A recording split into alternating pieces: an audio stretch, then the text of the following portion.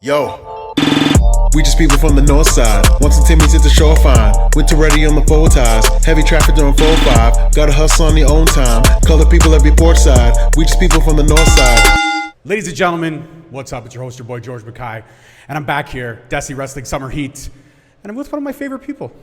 Someone who's become a friend to me. Even though in the beginning, he may have not liked, You or a friend of me? a friend to me. Oh.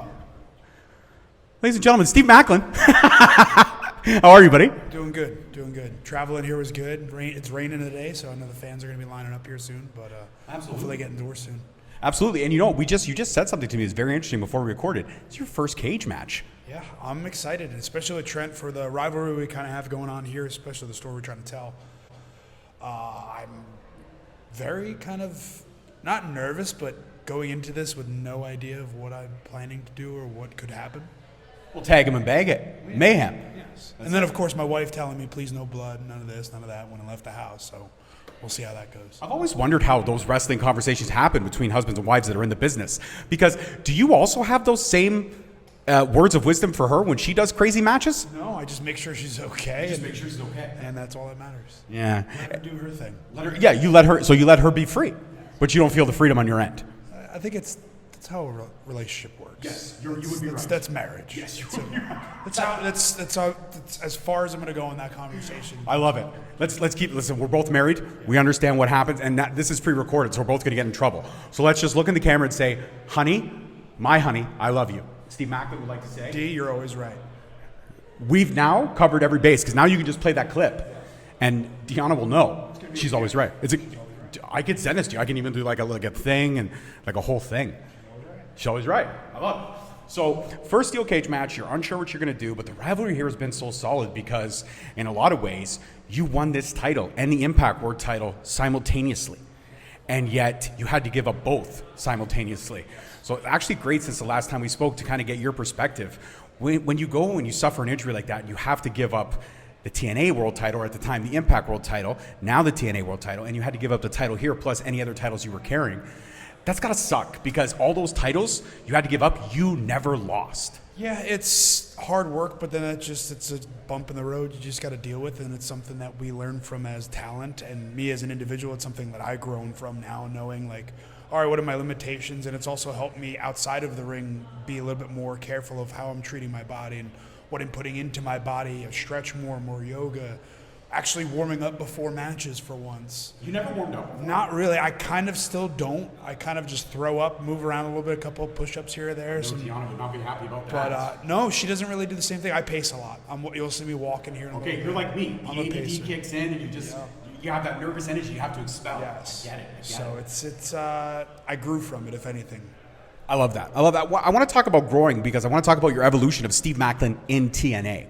I feel like once TNA rose from the ashes with that Phoenix, I feel like the whole roster, which was a roster that the last time we spoke, we talked about chips on shoulders, how everyone on that roster is always anxious to prove that they are one of the best rosters in pro wrestling, and I still agree to this day that it is one of the strongest rosters. But I feel like having the TNA logo behind you guys has now made you guys even hungrier because now this has resurrected TNA, but you want to keep the blood flowing, if you know what I mean. Yeah, it's just that chip on the shoulder is never going to go away. That's how I'll always operate myself. I'll always try to act like nothing is ever going to be good enough. I need to be better. I need to do this. Has to be better. This could be crisper. How I speak could be a lot better and more intellectual sometimes. But it's that hunger, and that's the good thing. Once TNA came back in January with Hard to Kill, and now the strides that we made with Slammiversary in Montreal and selling out with 4,000 plus. Now we want to get to 5,000, to 10,000, to 20,000. Get back to those old arenas.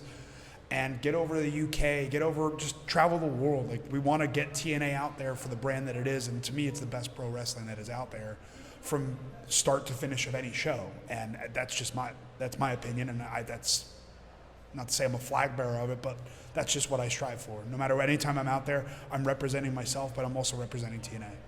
I love that. I love the passion that you showed in just that answer that you gave, which was phenomenal. But I want to talk about Nick Namath right now. He's the champ. Josh Alexander's going at that title. If Josh Alexander wins that title, you're also in contention, I believe, for that title shot. Could we possibly see Maclin versus Alexander finally for the title? Finally with gold on the line? I mean, if the stars align, it feels like it's heading that way. In a perfect world, that would be the best thing too. But you also have the Iron Man coming out of Emergence now with Nemeth and with Josh. Josh is my pick just because I've seen him actually wrestle in Iron Man matches. Crazy, ridiculous how many he's done. Yeah, but with Nemeth is a multi-world champion across other companies. He's done this forever. He's so damn good. He does steal the show when he goes out there. Whether you're in the ring with him or not, he's stealing the show. But that's also what we strive to do and what I strive to do. And if it comes down to me and Josh somewhere down the line for the match that should have happened at Rebellion 2 years ago, then that'd be kind of cool.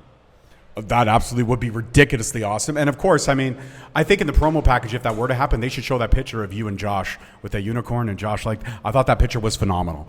And even in that picture, somehow you say straight-faced. I don't think I've ever seen you smile a whole lot in photos. Like, when you turn on the Maclin, like right now, I could try to turn on the Maclin. I could be like, I just want to smile because I'm sitting next to Steve Maclin, right? People think I'm angry all the time. I'm not. No, you're not. It's just me. You're a sweetheart. Thank you.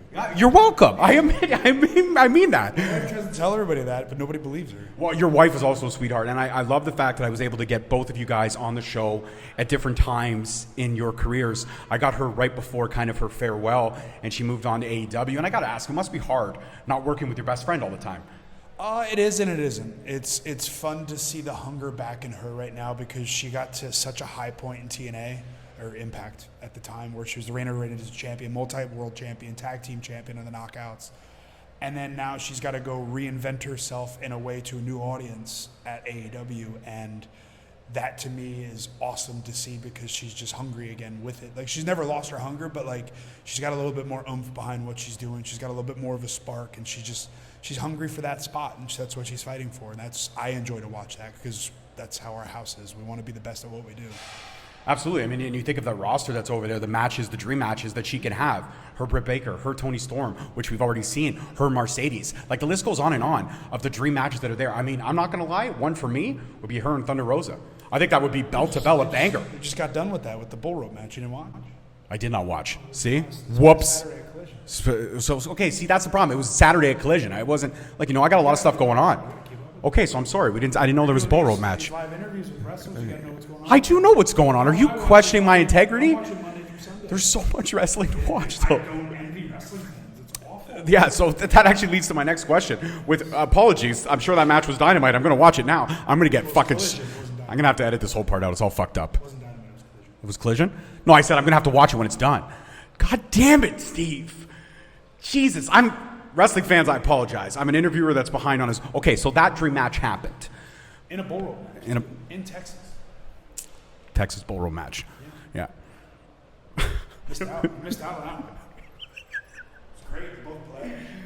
Oh, okay, I'm just going to I'm going to hand you that. Yeah. You want me to interview you now? Yeah. All right, Sorry, cool. I'm just going to step out. So how are you feeling with the feud with the Bloodline and all that in WWE? Are you even watching that? I am watching that, thank you. I'm a big Jacob Fatu fan, so I actually do love that storyline. And I do try to keep up on AEW, but like you were saying before, Steve Maclin, thank you for having me on your podcast, by the way. Yeah, this is now the Maclin Show. This is the Maclin Show. It's amazing. It's very difficult for wrestling fans. So back to you now. I'm going to take this back.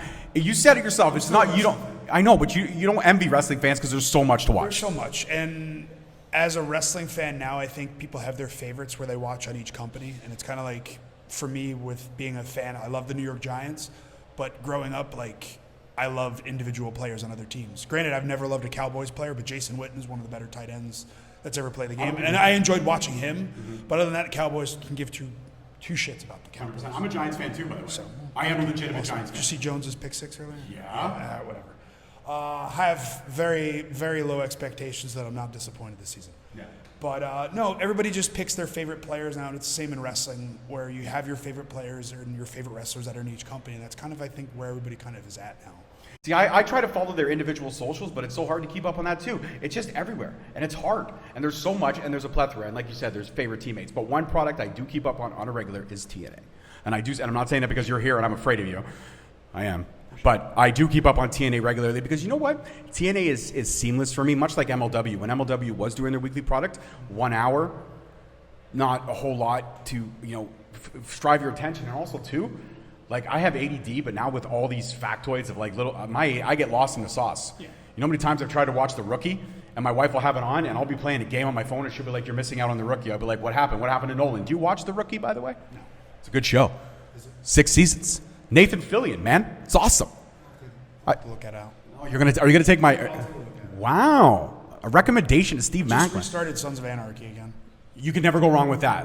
I actually just In the background, between that, The Ranch, that's on Netflix with Ashton Kutcher. I don't know if we watched that at all. I never got into that. That's a good one to just have. Sam Elliott's awesome in it. Sam Elliott's in it? Yeah. Okay, you sold me. Tombstone, hello. One of the greatest Western movies of all time. We just have our same shows we go to back and forth that we just kind of put on TV. To just For me, it's I'm a Big Bang fan, and I also love Breaking Bad. I can watch Breaking Bad's like my sons. I can have it in the background, and it doesn't matter what episode, I'll know the line. I'll be like, oh, yeah, there it is. Still have to catch up on Better Call Saul. Oh, okay. Season, I haven't seen that yet, so. So good. So good. See, that's the problem, too. There's so much content out there now. When do you fit it all in a day?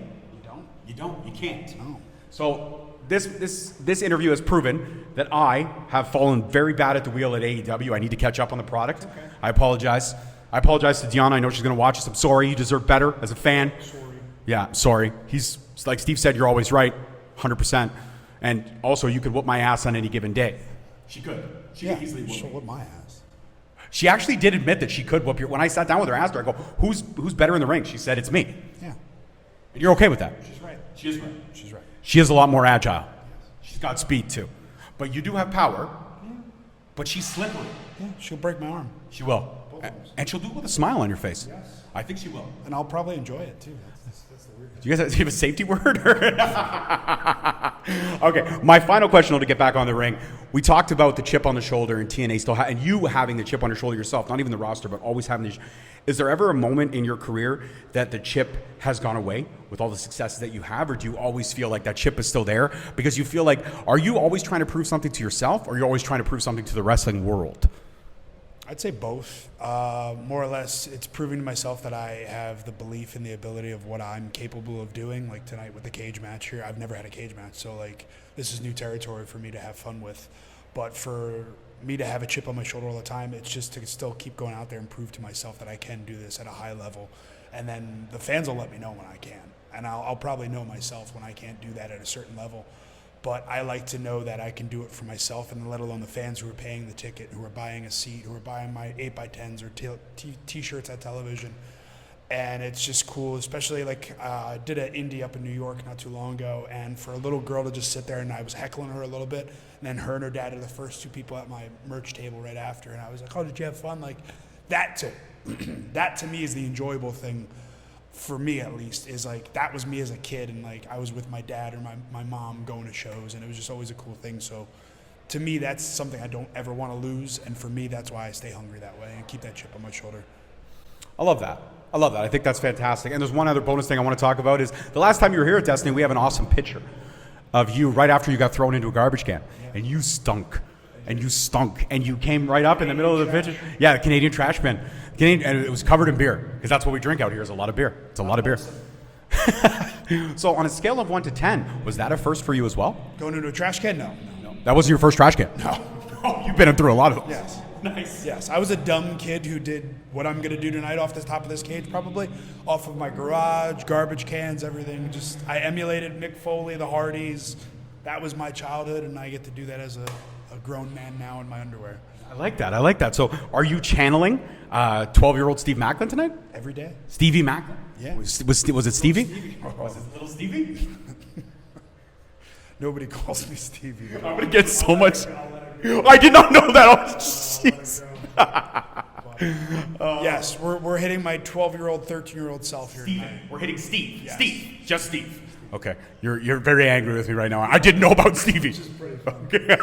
My wife will enjoy that. All right, perfect. Well, Deanna, you deserve better as a fan. I'm sorry I let you down. I got to catch up on the product. I'm sure the match was phenomenal. On Collision. And FTR, welcome back. I didn't know this either. So, Steve Maclin, thank you for keeping me up on the product. I appreciate it. Yes. I can't wait for the AEW fans and Marks to be all over that and rip me a new one on the internet, because that's always fun. And if not, they just tune into TNA every week on the TNA Plus app or on Access TV or wherever you can watch TNA. Nice Also plug. the TNA Plus app, though. Get on the TNA Plus app. TNA Plus app. Oh, bonus question. Another bonus question. Maple Leaf Sports coming back. Scott D'Amore resurrecting another company from the proverbial ashes. Yeah. How exciting is that to see that Scott has moved on to another product or project, and he is flourishing and bringing back literally something that is a legend in pro wrestling. Maple Leaf is huge in pro wrestling. If you're a wrestling fan, you know of the product. It's awesome. Wrestling is a very cool business right now. For everything from, there's places to work everywhere.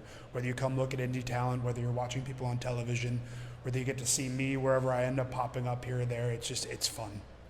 That's the fun part about it. Absolutely. Who knows? Maybe I'll pop up there. I would love to see you pop up back in NXT. I'm not going to lie. I would love to see that. I mean, I don't know. I mean, I know the relationship is there, the partnership is there, but I think you have unfinished business in NXT, to be honest with you. I have an old partner that's behind the scenes nowadays too as a coach. So there you go. I think you and Charlie Dempsey would have a banger of a match, though. it's a why does everybody say banger? It just means it's going to be an incredible match. It's gonna be an incredible match, but that's like the thing. Well, it's like, remember JR back in the day used to be like, "There's going to be a barn burner." Slobber knocker. Banger's the new slobber knocker. Banger is the new slobber knocker. So you go out there tonight and you have a banger of a match with Trent Seven. Okay. That's it for this one, guys. Steve Maclin. Peace, love, and wrestling. Peace. We just people from the north side. Once the Timmy's hit the shore fine. Winter ready on the full ties. Heavy traffic during 4-5. Gotta hustle on the own time. Color people every port side. We just people from the north side.